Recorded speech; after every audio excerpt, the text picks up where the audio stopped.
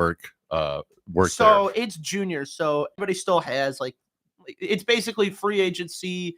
It's not so much a free agency. Everybody's got rights to certain players. Mm-hmm. And you go forward with the rights to certain players, and then you can tender kids. It's a whole big conversation. Yeah. But if you tender a kid, you have to play 55% of your games, and you lose your first round draft pick in one of the drafts. Oh, wow. And that's like a big investment. Yeah, yeah. So that's a big investment for a team to do, is to tender a kid. I don't know if we're going to be doing that this year, but I know a lot of teams have. Because you lose a first round draft pick. So if you have what does the first round draft pick get? Well, it gets a futures player. So we draft a 16-year-old. Mm-hmm. We would draft a 16-year-old, or we would draft because there's two drafts, the phase 1 and the phase 2 draft. Mm-hmm. Phase 1 draft is your 16-year-olds. This year it's the 2009 birth year. Okay. God, we're old. Yeah. You're scaring us with those numbers. Go ahead. Well, these are high school kids, right? Yeah. Is that what we're talking about? Yeah. And believe me, high school anyone hockey, from around here? Big it is big here. We have some kids on different teams. Yeah. Not our team. We have a kid from Hoffman Estates that's going to be a good player for us, Holden Carter. Yeah. And yeah, I mean, he's an 07, so he's a younger guy in this league, but it'll be interesting to see what this team can do. Yeah. Have you ever been out to Lake Forest Academy? I've been out there. I know where it is. It's a great facility. Yeah, yeah. Darren, the athletic director there, is the hockey coach also. Okay. I can give you his number. He's awesome to talk to. Yeah, please. Yeah, he's phenomenal. He's got some players there too. He thinks they're going to go to juniors too. Wouldn't shock me. I mean, they produce a lot of great players. Yeah. Mm-hmm. That's true. And there's a lot of great players that play hockey this year, and they're getting down to the final stretches. Or actually, I think they're done already with the high school Blackhawk Cup. I thought they got done last month. Yeah, I think it was done at the end of March, early April. I think New Trier three-peat, baby. Oh, yeah? I figured that much. Yeah. New Trier three-peat. There you go. New Trier Green. Make sure you emphasize NTG. Yeah. Yeah, make sure you emphasize on that. New Trier Green. Hey, guys, around here, we've got good weather. And finally, we're looking at spring. Of course, it's very close to what I said, May 1st. You guys haven't heard me say that. Maybe back in a month ago, I said May 1st will be the date when spring officially arrives. I'm looking out here. We got nice green grass. By the way, I'm looking outside our studio. I see a lot of weeds out here. Guys, we got to take care of those weeds off our lawn and some of the neighbors' lawns here. I'm not a big fan of weeds. You strike me as a get off my lawn guy. No. But I'll be honest. I could see that a little bit. I'll be honest. When you kick your lawns at home, I just don't like weeds. I've never been a weed fan. So, get those dandelions out of there. You walked into that one, Rusty. Yeah, get off my lawn. But dandelions always lead to bees, and that's why I don't like that. Unless you're talking about ZBs from Zion, that's a different story. But there's a lot of sports going on, and I'll say this: we're coming down to the final stretches of a lot of our spring sports already.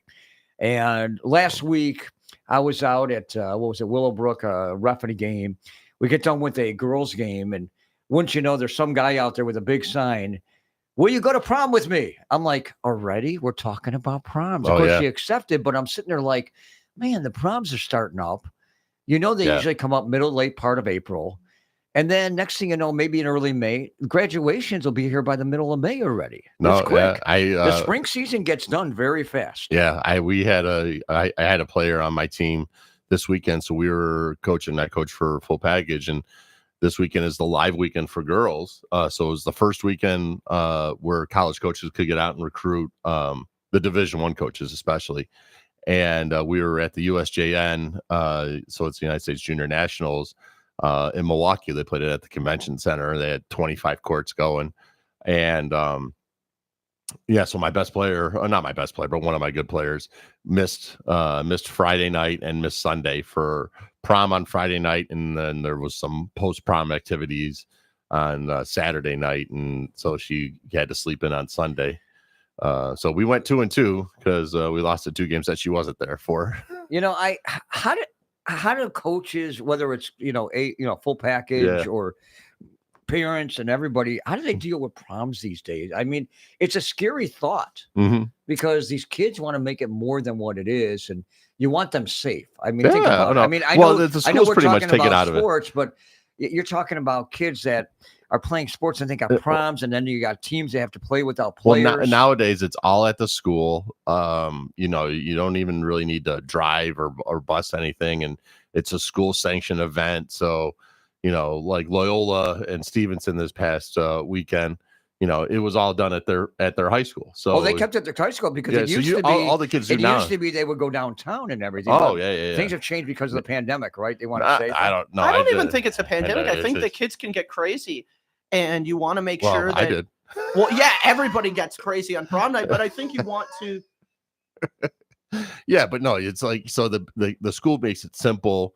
And it's more of a controlling situation where the kids are less likely to get in trouble and do some crazy stuff before the dance or anything. So usually now they just go to somebody's house or a golf course or something and take pictures in front of a lake and do their couples pictures and their whole group pictures and everything. And then they go to the high school, and the kid will drive to the high school, drive to the high school or whatever their dates. Mm-hmm. And then there's a DJ. There might be a dinner there also. They'll have a tent out with like bago and different games going on and everything. And then there's dancing also in the gym. So, it's not surprising me because I remember it. But of course, this is before the pandemic. all these proms, they take this was before the 90s too, Ruddy. Yeah. But the thing is, don't act like it was 5 years ago. They would have this at the Drake. They get dressed up and everything. And I still think some schools might do that, but things have changed a little bit around the pandemic. Yeah. Maybe it's easier to have it at home. And it's a little cheaper in some of the schools to do it that way. I don't, we should have a little survey. We can find that out. But Antioch, it's not a sport. Antioch High School does it. They take buses and then they go to Grand Geneva. Okay. And they have a dinner and then they have the dance. So they there. still do it at a big place. Yeah. So when I was in high school, I went to high school in Atlanta, Georgia, and our dinner was at the Sundial. We all went out to dinner separately, and then we met. Mm-hmm. We met at the banquet facility or wherever we're at the ballroom for the dance and stuff. But we got limos, we got whatever the case. Oh, the case was back then, but it was downtown Atlanta. It was 35-40 minutes away. So that's again, that was 1989, 1990. You're not dating yourself when you went that route. Yeah, right. So, but I went to dinner at the Sundial Restaurant, which is top of the Hilton in Atlanta and overlooks the whole city. So we did that a couple times. So it was, it's a good time, but now there's been so many, kids getting in accidents or whatever. So the schools are just limiting it. Well, the thing is, you don't want to see something happen on a prom night, especially when you have athletes. And, it's scary. It's scary. It's really scary. Yeah. And I know the parents listening to this, they want the things to be safe for their kids. And it's hard. It's hard because their kids want to go out. They want to have a good time. I get that. I understand that. And I know how much athletes and friends of these athletes and everybody wants to be in a good, safe place when they enjoy themselves on a prom night. I get that. So I think it makes sense why they're bringing it more towards the school. I think it, excuse me. I think it makes sense that they want it towards the school just so that they have more control over what happens. Because then you get into this gray area. I mean, correct me if I'm wrong. You know this from coaching, where it's like it's a school-sponsored event, but it didn't happen on school grounds. Right. Well, and it being a school-sponsored event, if you do get caught doing something extracurricular that's not, whatever it be, drinking or whatever it is, they can suspend you and all that stuff and take away your, your graduation privileges and all that stuff. So this way, it just limits that opportunity to create that, dynamic, and so the kids can have more fun. All right, let's get to the sports angle here. I know we're having fun talking about that, but then again, the end of the school year is coming, and not only we talk about proms, you're talking about graduation, but you're talking about year-end sports, and some of the sports that will be ending shortly. Believe it or not, I've been trying to take a look at this. You got your badminton. You got some of the sports that we're going to talk about today: baseball, softball, soccer, volleyball. They're towards the end of May, believe it or not. But you got some stuff coming up here, which you're already starting to look at. Like I said, the badminton, bass fishing's coming up in the middle of the month. Tennis is around the corner. Lacrosse teams. I feel like I'm missing something. Water polo comes up very quickly. Water polo's gotten some big tournaments lately. Could Stevenson girls water polo win for the third year in a row? That's what we're looking for, a three-peat. Of course, somebody's got a copyright on that somewhere, but they could get number 3 here this year. So I caught up with a baseball coach today. Mm-hmm. You know, I don't know if you realize, but there is a huge battle. How typical is that in the North Suburban Conference? We've been talking about this over the last few weeks about Libertyville's run where they were unbeaten. They've lost a couple games. They even lost a game to Mundelein last week, so they have 2 losses. Stevenson's also in the battle in the North Suburban, and then you got Mundelein. I ran into Randy Lerner. I shouldn't say run into him, but I caught up with him here today to talk about his team, baseball, the competitive nature that is in Lake County. So let's hear from Randy Lerner. Now with us on the program, we happen to have the Mundelein baseball coach. I like baseball when it's nice weather outside. I think so does Mundelein coach Randy Lerner. You like beautiful weather when it comes to baseball in the spring? I do love beautiful weather when it comes to the spring. I'm not sure we've had a whole lot this spring, but I will love it when it gets here. We got one day today as we're talking here on Monday, but maybe it'll stay nice as we get into May. But how's your team doing? You seem to be having a pretty good year. Yeah, we're playing well. Our pitching staff has been doing great, keeping us in a lot of ball games. We've kind of, we've been in a lot of close games, which I think in the long run is going to serve really well for us. The games we've dropped have been, one-run games, extra inning games. We tied a couple games where just, because of darkness couldn't keep playing, but both of those were, 0-0 games where our pitching was cold days for both of those too. So pitching kept us where we needed to be. But yeah, overall, we're playing well. We show lots of signs of where we want to be, and we still got some time to work out some of the kinks. Well, who do you have this year? Who's been some of your leaders? It sounds like you said pitching is kind of leading the way. So who are the pitchers that are kind of leading this Mustang team? Yeah, one of our main guys, Joey Kafka. He was all-conference pitcher for us last year. This year he's a senior, so he's been really battling a lot of games for us. Also, Sean Sanderson, lefty pitcher. He also, was one of our main guys last year as a junior. Barris Brua is throwing a little bit harder than he did last year as a junior. This year he's a senior, so he's getting the start today. He's got a couple conference starts. He's going to the University of Wisconsin Oshkosh. He's been pitching great. Caden Earring's been giving us some innings, but his big contributions, his really big contribution has just been with his bat. He's been our leading hitter throughout the year, a 3-hitter. Leads the team in pretty much almost all categories. Mm-hmm. Now, you got your pitching you mentioned. What about some of your hitters? Who are the guys that have been stepping up and hitting the baseball? Yeah, so I just mentioned Caden Earring. Again, is a 3-hitter. He's been hitting great for us, a lot of extra base hits, high average right now. Nick Zaloni started out really hot, has been hitting well. He's just been pretty consistent throughout most of the year. Again, I think we're up and down the lineup. We go and compete. We got a bunch of seniors in our lineup. Our leadoff guy right now, Johnny Weiss Jr., Jake Jr. is in our 4-hole, Brandon Morano 5-hole. They've all just been pretty consistent putting the ball in play and trying to find barrels. Mm-hmm. Now, your record hasn't been bad. I mean, was it 12-5-1 or 2? I think somewhere in that order. I mean, that's a pretty good record. I know last week you were able to sneak one, past Libertyville, but there's other teams in the conference that are just dogfights you got to go against. Stevenson's, Warren's, Lake Zurich's. It's amazing how you got to take those, those teams on each week. Yeah, no, it's a testament to the North Suburban Conference. I think there's a lot of great baseball up here in Lake County.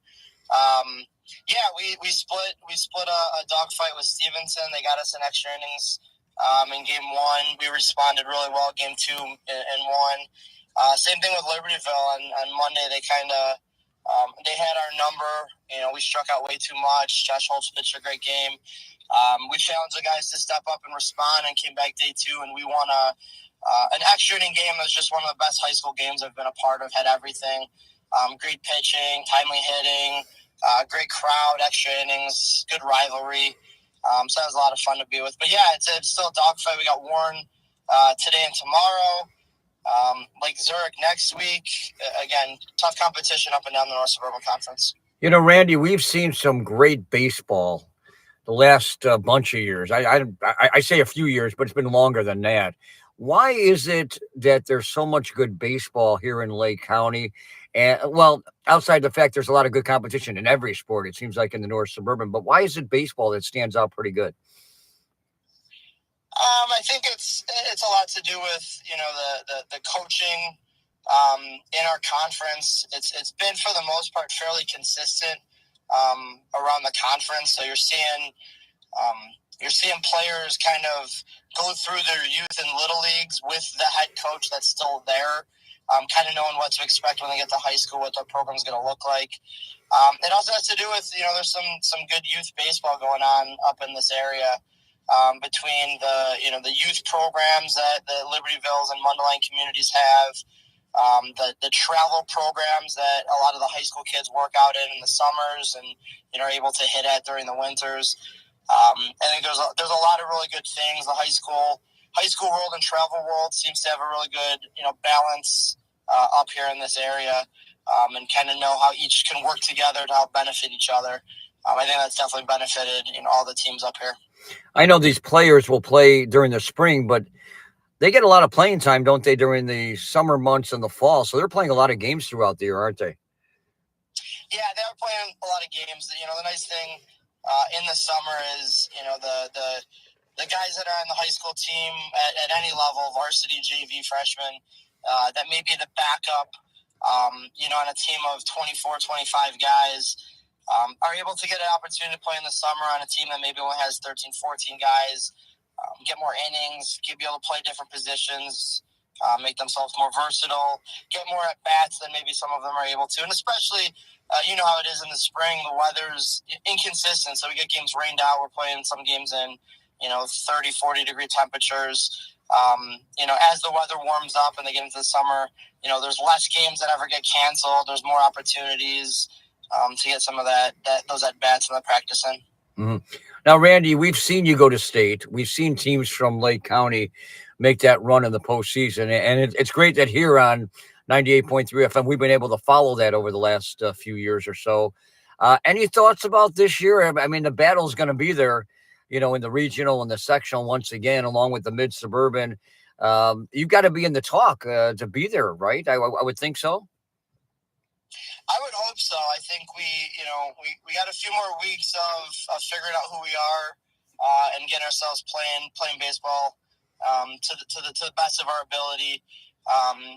Yeah, I think our sectional's full of a lot of great teams. I know the North Suburban's going to represent well in our sectional. Yeah, I mean, hopefully we're in the talks of being able to get out of the sectional.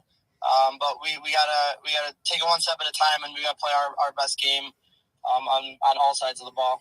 Mm-hmm. What are some of the things you like about your group out there on the field? What stands out most about them? I think one thing that stands out is we're very reliant on our senior group. Our seniors have been playing together for a long time. Really great group of guys, great friendships amongst them. The way that they, over the past couple of years, have helped build the culture of, you know, bringing on the juniors, bringing them in as part of the Mustang family. I think that's one thing that's really special is, again, knowing they're going out there competing for each other, competing for Mundelein. That's always where our best groups, our more successful groups, have been the ones that really have that relationship with each other, and then are able to go out to battle together for the community, for the school. All right, Randy Lerner, the head coach from Mundelein baseball. I'll tell you, we're getting to the right time of year because spring is definitely here. Warmer weather's coming, and this is the best time of year when it comes to the postseason. I get excited, but you got a conference to deal for or battle for in the next coming weeks. Yeah, we got, again, tough Warren team coming to our place today. Lake Zurich next week. A couple more weeks after that, we got Waukegan and Lake Forest still after that. Yeah, we got an uphill battle. Libertyville's a good foe, good opponent. They have only one loss in conference, so it's gonna be a good battle for the rest of the season. But we're worried about what we can do. We can only control our games. So we're gonna go out there and try to take care of business every opportunity we get. All right, Randy Lerner, thanks for being with us. Thank you very much, Rusty. All right, there's Randy Lerner. I know it's a battle. Trust me, guys, in that North Suburban Conference. I know the NLC's got a battle as well. Grays Lake Central seems to have the nod there, but there's a couple other teams down. Lakes is right there with them, and Antioch and a few other teams. Wakonda's a little down this year. Yeah. But I know, they got a great coach over at Grays Lake Central, Troy Wayland. He's outstanding. He's been there, got over 400, and I don't know if he's gotten up to 450, but he's got a lot of victories, and he's made his way to state a few times. Well, yeah, and he does a great job. And he, as we were talking about club basketball and club baseball, he has a team also. So a lot of those kids play for him. So they've played together for a long time, and the chemistry is a huge aspect of it, of being a successful team. And when you got good chemistry or great chemistry, you're going to win a lot of games. Hey, let's run through the scores. This is coming from Saturday around the area. Antioch had a win over Wilmot Union out of Wisconsin, 6-2. Warren fell to Buffalo Grove 12-6, and as Randy Lerner indicated, Buffalo Grove's got some good pitching. This might be a team to be careful about. Yeah. Amongst the mid-suburban teams as you get into the playoffs. I get worried about teams that have good pitching. Frem beat Stevenson by a score of 5-1, and our North Suburban teams have had problems with the teams like Frem, it seems like, when you get to the playoffs. Grays Lake Central beat Von Steuben 7-2. Mundelein lost to Hersey 6-5 in 9 innings. That was something Randy Lerner said. They had a tough extra inning game up against them. Lakes a win over Woodstock 4-1. Back on Saturday, Carmel lost a pair of games to Marion Catholic 9-4 and 9-8.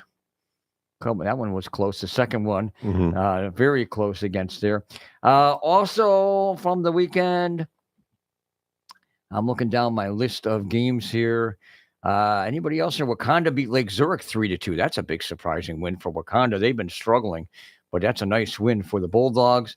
And that does it on the baseball side. Softball side, I know Antioch's been coming alive as of late. They had a slow start. They were 0-5. I think they were up to 10 wins this season. They've really come alive. Wakanda lost to Belvedere 10-7. Fenton over Lake Forest 13-3 in 5 innings.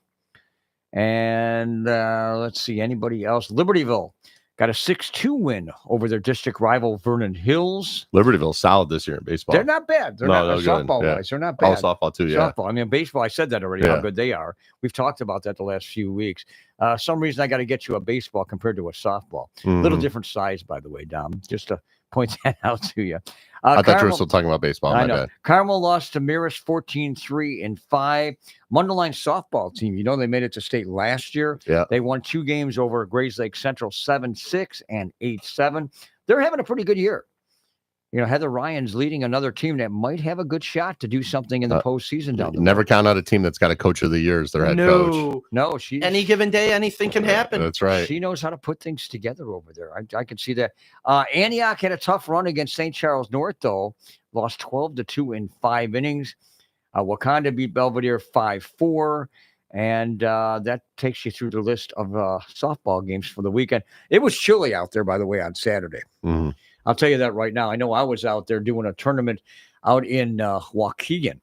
And I want to say hats off to the Waukegan Bulldogs because Rachel Bravo took her team on her side of the bracket to the final and ended up losing to Niles North by a score of 3-1, but still pretty good run on that. Nice run in that tournament.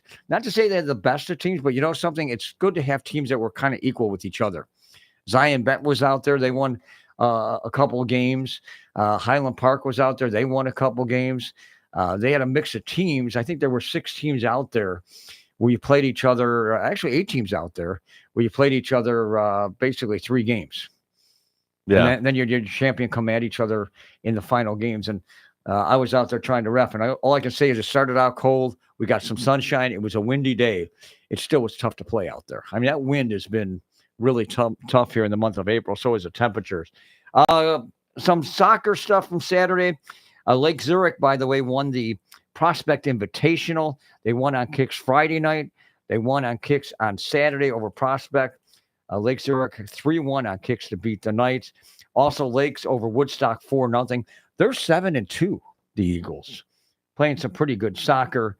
And right now, our top 5 teams, this is tough because last week, Stevenson beat Libertyville 3-1, 3 goals in the second half. Okay. Libertyville 2 days later beats Lake Zurich by a score of 3-1. All right, so we got a mix of teams here. Mundelein took a loss to Stevenson 3-2, and they were all knotted up without a loss. So right now, our top 5 teams, very close, by the way, in the top 5. You've got Libertyville at number 1, Stevenson number 2, Lake Zurich 3, Warren 4, and that's because they haven't lost in the North Suburban, and then Mundelein 5. So it's all North Suburban Conference teams.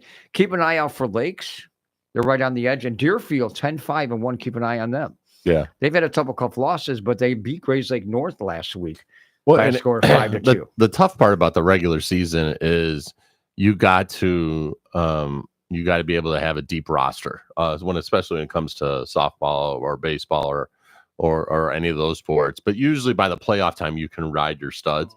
But in the regular season, you can't do that. You got to have at least, serviceable, it's pitching. the same thing for soccer too. You need to have depth to help you out, because what you got to worry about are injuries, concussions. And I've seen a few teams suffer some concussions. You got girls out of the lineup, and they got to be out for a period of 5 time. days. That's fine. It's at least 5 days. Yeah, it's tough. Because of the concussion return to play protocol. Well, concussion protocol. So that's a tough situation. I've seen some teams get into that situation, and it's not easy, because whether you get hit by the ball in cold weather and it jars your head, it's a scary thing. No, it really is. And I've seen it a few times. And like for I'll use basketball, like during the early part of the season, we're playing 9, 10, 11 guys. And then once again into the meat of the conference in January and February, we're playing 7, 8 guys. And I'm sure baseball, it's the same way. You play everyone, you try and get everyone playing time and everything and all that stuff early in the season. And then when it comes down to the meat of the conference at the end of the season, you're sticking with your studs. We are at a point in the season now this week. Soccer is going to have their seeding meeting coming up. They're going to do it online. They have to do it by Wednesday. And then by Thursday, we find out who the seeds are. And by Friday, you find out who the pairings are. I've always said this before, and I've said this in every sport. It seems like it's too early, because you don't get done with the season for another 2 weeks. And it's not hard. I agree with you. And it's not hard to do it the Monday. Yeah, there's reasons behind the IHSA. Oh, come on. They want to set up the referees or other stuff. And I always got confused on this, because there are other states out there. You already know the schedule. You already know the schedule for the games. It doesn't matter what teams are playing. So to sit there and say, well, you got to have it early. No, the IHSA already knows the schedule of the playoffs, what days they're going to be playing. So I'm saying the Monday before the playoffs start, or maybe the Friday before, if they're on a Monday. I know. Then you do one the of these seedings. years we're going to get it right. Okay, we need to hit the break. You got guys at the IHSA that are cower to anyone, so we got to hit the break. Got me all stressed out here. Back with more. Another half hour. Get me fired up about the Lake County IHSA. Sports Scoop.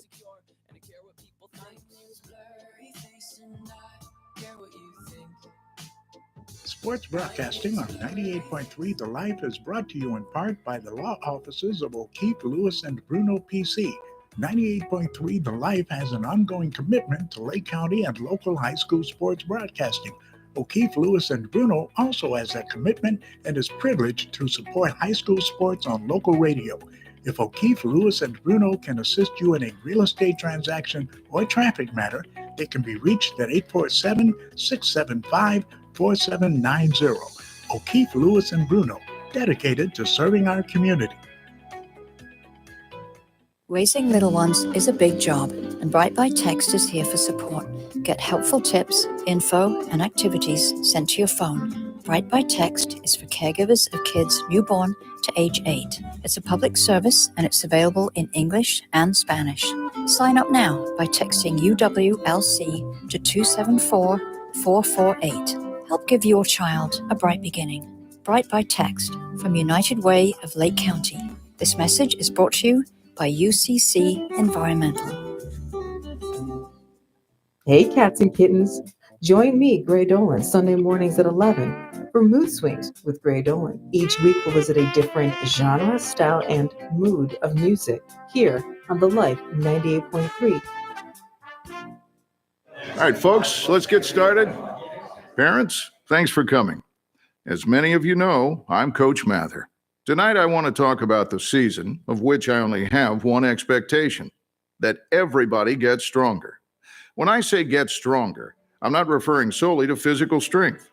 Sure, we'll be in the weight room, we'll be running stairs, but we're also going to focus on developing mental toughness and grit, because those are the characteristics that allow us to achieve greatness both on and off the court. So, how do we develop those things? By getting comfortable with a challenge, by cultivating the confidence necessary to overcome adversity in all forms. That's why I coach. That's my purpose. Every member of this team can lean on me, and I'll teach them how they can lean on themselves and each other. This message presented by the IHSA and the Illinois Athletic Directors Association. Hello, this is Ted Schneider, host of Improv Leadership, coming to you live on 98.3 FM The Life, Tuesdays from 6 p.m. to 7 p.m.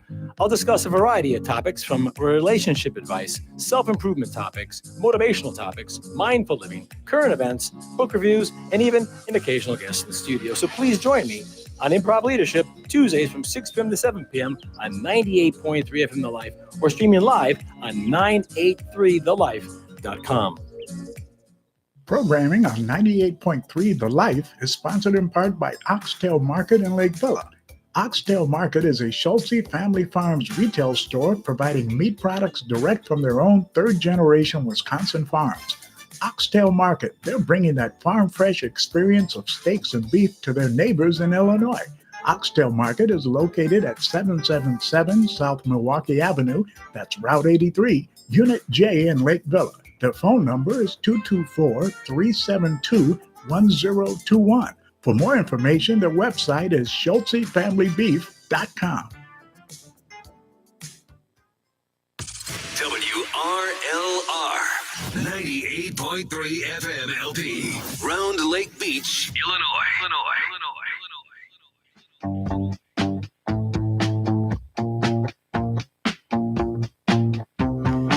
Welcome back to the Lake County Sports Scoop for a Monday evening. We're having fun here today. I got a lot of people in the studio. Dominic Pavel, Frank T. Some people call him Frank the Tank. I don't know why. Yes, sir. I don't know. Is that a good nickname for you, Frank the Tank? Well, People call me that sometimes. That's a great name. You know who gave that to him? Who? Our buddy Fidel. Did you know Frank Kaminsky? Yep, the basketball player. When he played at Bennett. So Frank had a reputation of being able to crush beer. And so when they would do the starting lineup, the whole student section would start chanting Frank the Tank. Oh God. And they would pump in their arms and everything. It was electric, actually. It was really awesome. No kidding. Hey guys, I want to get to some of these other sports. How big are you guys on track and field? Can you guys run around a track? No, not You're really. in shape? You're not in shape to do that? I can do that. I'm getting into the shape to do it, but not yet. Not yet. Okay. I'm just saying, with all the roughing I've done lately, I can run around the track. Oh, I'm sure you can, Rusty. Yeah, my legs would handle it for a little while. Anyhow, boys track and field, Lake Forest Invitational this past weekend, Oak Park River Forest, your top team. Libertyville was third, Lake Forest 4 in the 8-team field. Let's see, girls track and field, which was the Glenbard West Sioux Partesian Invitational. Lincoln Way East was your top team. New Trier second. Lake Zurich took third place. And I'll tell you one thing, Lake Zurich's got an awfully good team to keep an eye on for state, but I give them credit. That was an awfully big field. They had 16 teams out there for that event, believe it or not. Also, let's see, we got anybody else involved? I'm looking for a few other. The Palatine Invitational, that's a popular one. Downers Grove North really flew by everybody else, 202.5 points. Libertyville was second with 132.5. Grant was in fourth. And then that was out of about 6 teams that made it out there for that. And let's see, boys lacrosse. You're a big fan of that, Frank, aren't you? Yeah, New Trier and Glenbrook North. Oh, here he goes. His alma mater. Here, Rusty. Here's Lake County for you. Here's Lake County lacrosse for you. Grant is 11-0. Wow. And they're playing Libertyville tonight at 7:00. That's going to be a good game. Yeah. Just to let you know, Grant beat Highland Park the other day. Well, that's not a 7-4. So that Grant's got like 3 or 4 college players on their team. Their goalie just committed. And that is pretty popular because Where'd a lot their of goalie commit lacrosse to? teams that are good. I are saw the either logo. St. I don't know the Viator school or along though. the lake guys. I don't know if you Yeah, realize that. You know, Loyola, Lake Forest, New Triers, you mentioned. They're all great teams over there. Other games from the weekend: Glenbrook North beat Warren 18-8. Warren's had a decent lacrosse team over the years. Lake Forest beat Barrington 12-3. Stevenson over Deerfield 9-6. Girls lacrosse, Deerfield stumbled against Schaumburg 6-4. Highland Park over Rolling Meadows 4-1. Lake Forest beat Bennett 12-11. How close is that? Lake Zurich over Geneva 15-5. Now, one thing I want to point out, I don't know if you realize this, there's a difference between the boys lacrosse and the girls lacrosse. Yeah, you can't check in girls lacrosse. Yeah, but girls lacrosse uses like a rubber ball. The boys lacrosse, they use a ceramic ball. Oh. And I've talked to some referees that ref this at night. Yeah. It is scary because you can't see that thing fly. Oh, yeah, right. That ball moves. Well, they're throwing fast. it 60, 70 miles an hour, too. My goodness. So doesn't surprise me. I No, mean, the right. strength on some of these guys, the physicality. Oh, no. You want to talk about it? I know a guy that's doing the Big Ten lacrosse tournament as a broadcaster. Oh, nice. And the skill difference from the high school, prep school, whatever you want to call it, to the next level at college. I mean, these kids get physical. It's like hockey without the skates. It literally is. Like they're whacking each other in the arms, and it's a lot like playoff hockey. You know, and the only thing I know about lacrosse is just because I know Grant, but you got Tyler Fleming, who's going to a D2 school, and then you got, leading the team in scoring. You got Matthew Momowski, and you got a young team too, a bunch of sophomores up on varsity. So you have a good team there, and they're strong too. Their lower half is strong, and they're very athletic. I got to go check a game out tonight. All right. Hey, a couple of notes here on volleyball. Grays Lake North Invitational, Antioch, or actually I say Auburn beat Grays Lake North in 3 sets. Highland Park got by Grays Lake North in 2. Mundelein over Boylan. They also beat Proviso West. They beat Zion Benton in that tournament. Schaumburg Palatine Invitational, Lake Zurich playing very well. Defeated Libertyville over the weekend. Libertyville, that's the first time Lake Zurich beat Libertyville. And Libertyville is one of the front runners in North Suburban. But Lake Zurich also beat Prospect. Libertyville beat Maine West.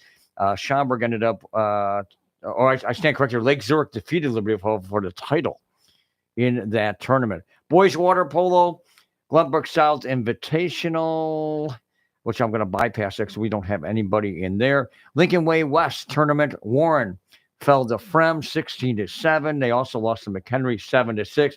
Mundelein quad, Mundelein defeated Conan 12-4. And in the Stevenson Triangular, Stevenson beat St. Rita 12-7, but they lost to York 6-5. Girls water polo Deerfield tournament, Barrington over Deerfield 10-5. Barrington also won a second match over Wheeling. Mundelein beat Glenbrook North 13-4, beat Lake Forest 15-5, beat Buffalo Grove 13-3. Niles West invite. We don't have anybody in there.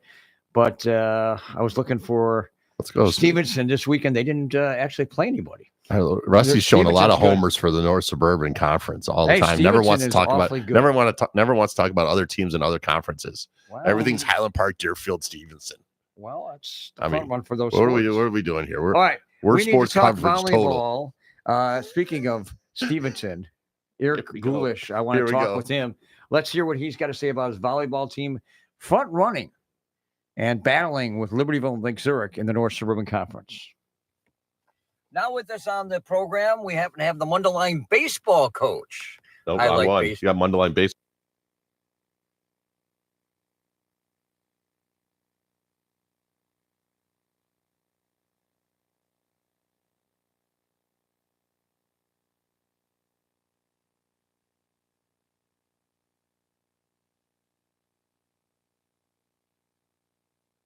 Now with us on the program, I happened to reach out and kind of did a little bump to do this. Pardon my pun here, but I've got the Stevenson boys volleyball coach with me, and that's Eric Gulish. How you doing, Eric?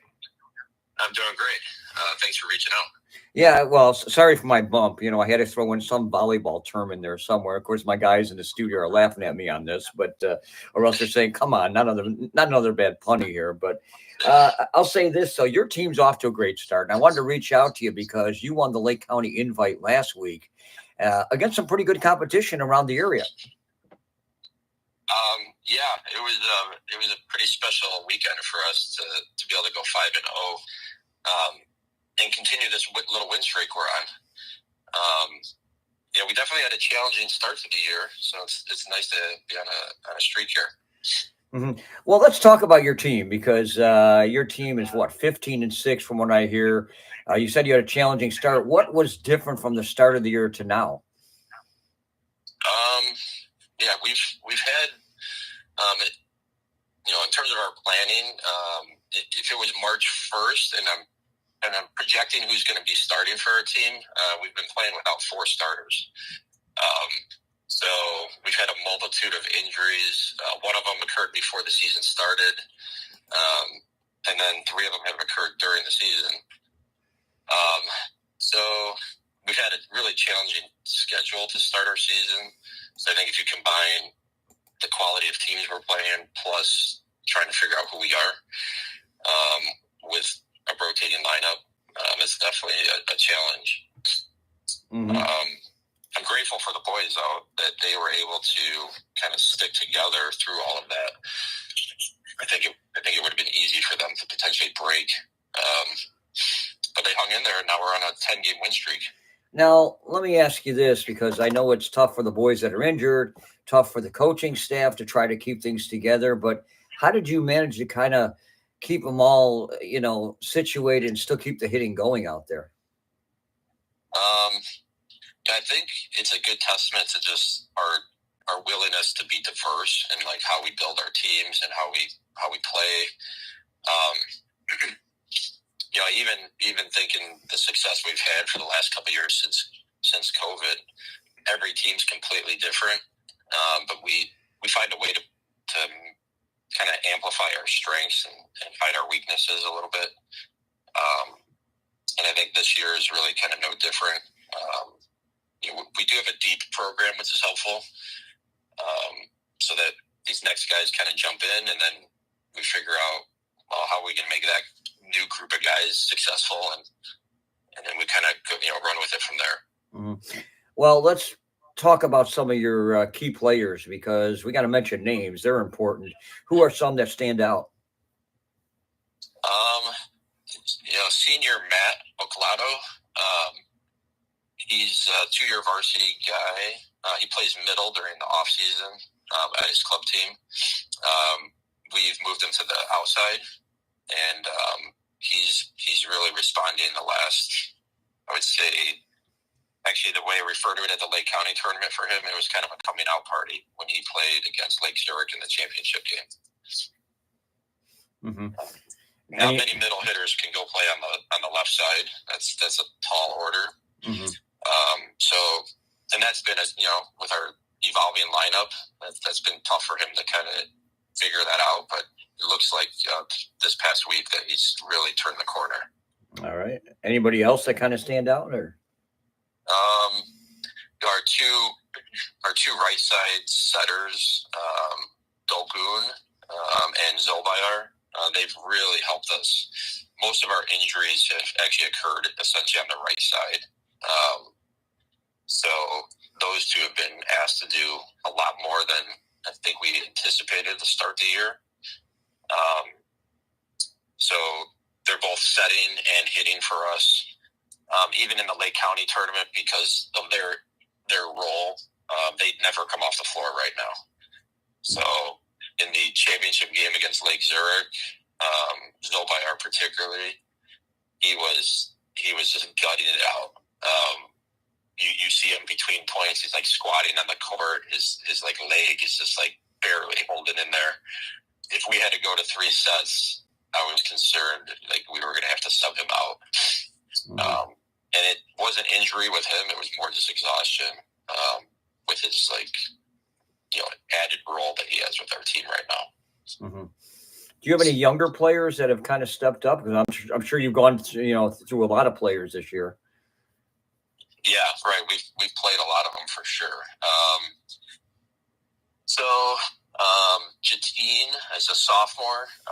He's one of our middle hitters. He's definitely stepped into the role, into a bigger role,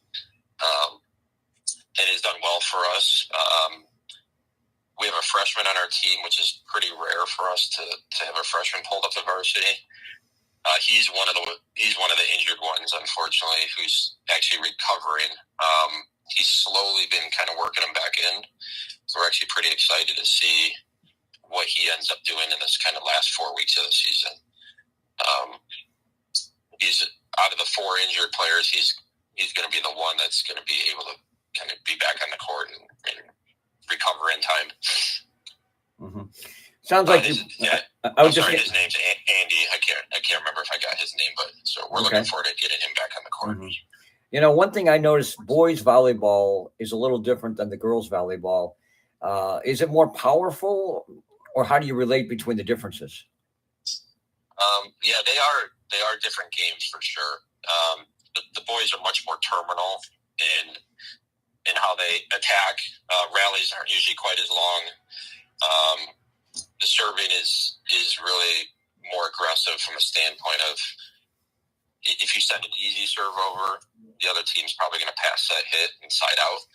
So teams will get really aggressive from the service line.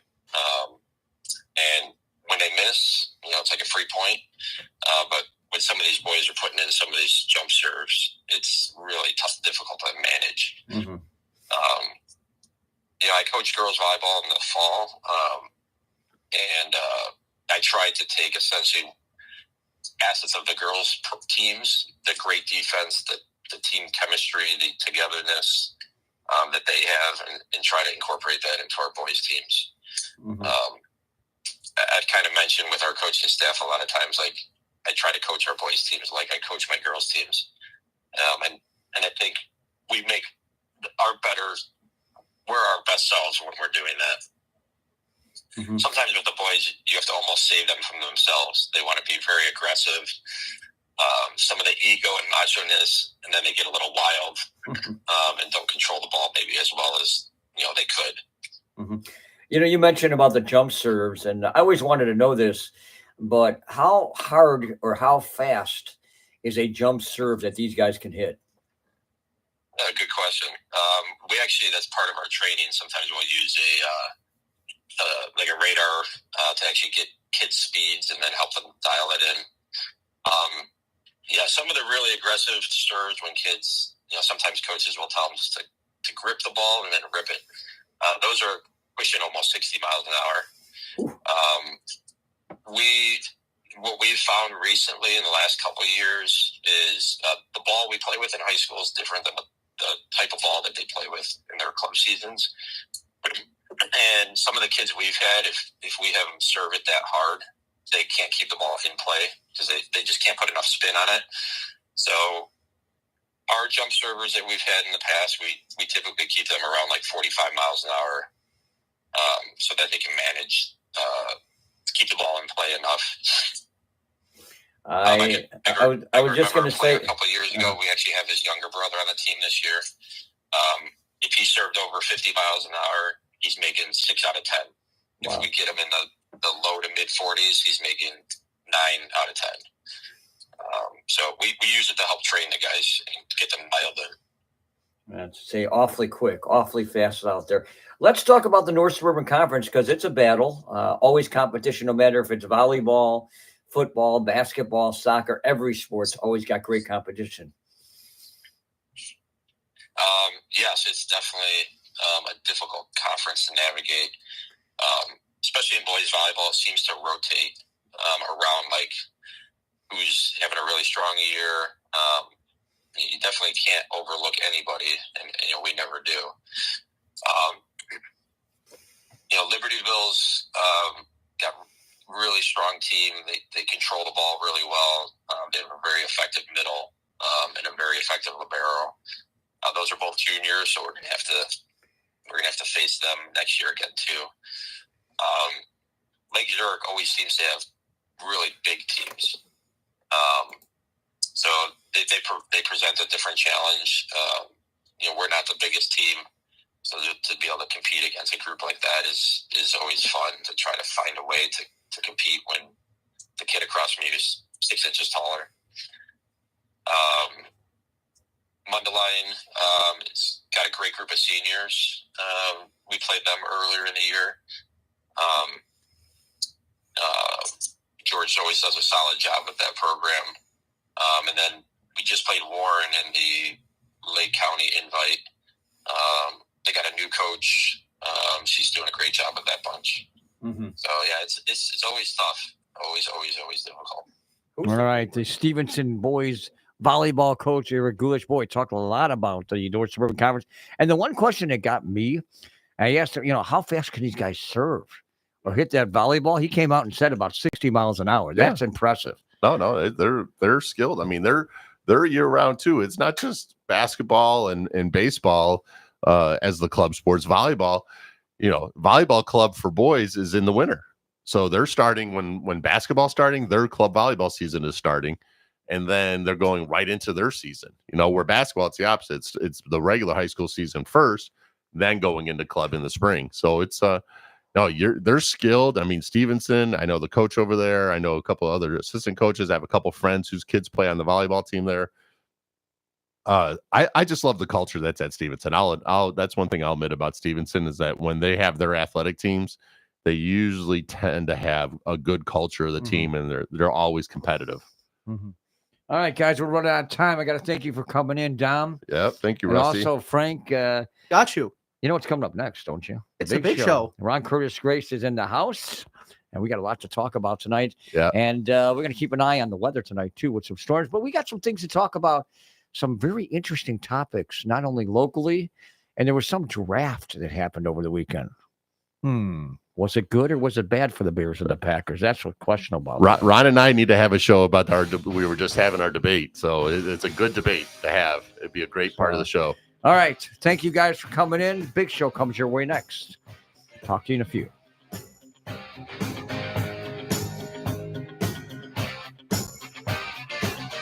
WRLR 98.3 FM LP, Round Lake Beach, Illinois. Hey, cats and kittens. Join me, Gray Dolan, Sunday mornings at 11 for Mood Swings with Gray Dolan. Each week we'll visit a different genre, style, and mood of music here on The Life 98.3.